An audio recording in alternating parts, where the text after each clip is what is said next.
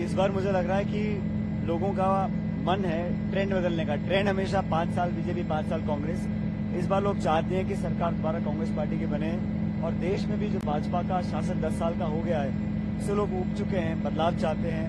और कांग्रेस को भी बहुत बल मिला है राहुल जी की भारत जोड़ो यात्रा से और कर्नाटक की जीत से, हिमाचल की जीत से। तो कांग्रेस पार्टी के वर्कर में भी अलग तरह की ऊर्जा है इस बार।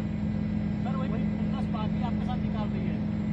देखिए, जहां तक स्वर्गीय राजेश पायलट जी की बात है, पायलट साहब ने एयरफोर्स में नौकरी करने के बाद जब इंदिरा जी से मुलाकात हुई, उनकी प्रेरणा से वो राजनीति में आए और जब तक वो जिंदा रहे उन्होंने हमेशा सांप्रदायिक ताकतों के खिलाफ अपनी आवाज को बुलंद किया। उन्होंने हमेशा कांग्रेस की सेवा करी, कांग्रेस के माध्यम से देश की सेवा करी। और मुझे लगता है कि बीजेपी के पास अपनी रिपोर्ट कार्ड दिखाने के लिए बहुत कुछ है नहीं और जो बिखराव राजस्थान में बीजेपी का है वो जग जाहिर है। तो कहीं ना कहीं दिमाग और ध्यान डाइवर्ट करने के लिए इन बातों को किया जा रहा है। और मैंने पहले भी कहा था कि मेरी चिंता छोड़ दें, मेरी चिंता तो मेरी पार्टी और मेरी जनता करेगी। और मुझे लगता है जो होगा बहुत अच्छा होगा कि फिलहाल हमारा इशू प्रदेश का विकास, उन्नति हो। और बीजेपी का जो हमेशा एजेंडा रहा है कि ध्यान डाइवर्ट कर जज्बाती मुद्दों पर केंद्रित करने का या ध्यान भटकाने का, लेकिन किसान, नौजवान, डेवलपमेंट, इन्वेस्टमेंट, शिक्षा, चिकित्सा, सुरक्षा, सड़क, इस पर डिबेट होना चाहिए। उससे बचने के लिए इस तरह की बातें की जाती हैं। सर लेकिन जो एकता की बात है वो टिकी नहीं।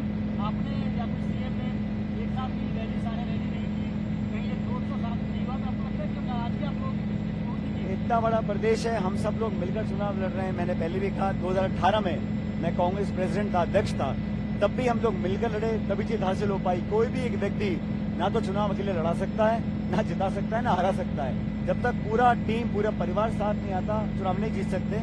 18 में हम चुनाव जीते थे क्योंकि हम एकजुट होकर लड़े थे।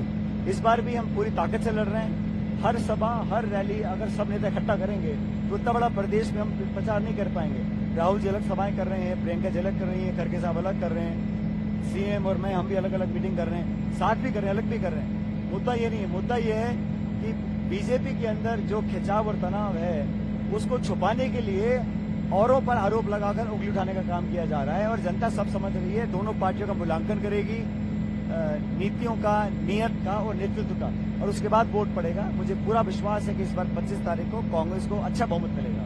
सर आप बिना किसी चेहरे पे चुनाव लड़ रही है, कांग्रेस की बात करें कितने चेहरे पर चुनाव? कांग्रेस ने तो हमेशा चुनाव पार्टी की विचारधारा पर लड़ा है, अपने मैनिफेस्टो के आधार पर लड़ा है और कभी भी हमारी पार्टी में चेहरा डिक्लेयर करने की परंपराएं नहीं है। बीजेपी जरूर चेहरा सीएम फेस डिक्लेयर करके चुनाव लड़ती है। उनसे पूछना चाहिए कि इस बार आपका कौन सीएम फेस है। हमारे यहाँ तो कभी डिक्लेयर नहीं करते। चुनाव जीतने के बाद विधायक बैठते हैं और फिर पार्टी लीडरशिप तय करती है कौन सीएम या कौन क्या जिम्मेदारी निभाएगा।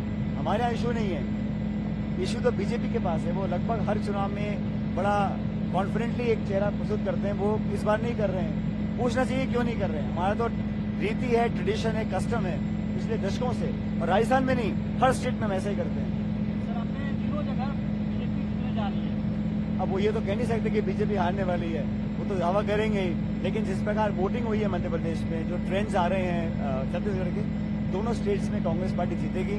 राजस्थान में भी कितना भी जोर लगा लें, लेकिन मैं मानता हूं कि जो बीजेपी का कैंपेन है, जो स्टेट लीडरशिप है, उनके कैंपेन में दम नहीं है। और इतना ताकत, इतना संसाधन, इतनी मेहनत करने की जरूरत इसलिए पड़ रही है क्योंकि पब्लिक में ट्रैक्शन नहीं है।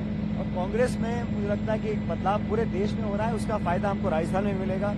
और हमने पूरी ताकत के साथ कैंपेन किया है, सब लोगों ने, किसी एक व्यक्ति ने नहीं। और अंत में क्या होगा, बहुमत आने के बाद किसको क्या जिम्मेदारी मिलेगी, ये बहुत आराम से, इत्मीनान से पूरी पार्टी में बड़ी सरलता से इसका निर्णय लिया जाएगा।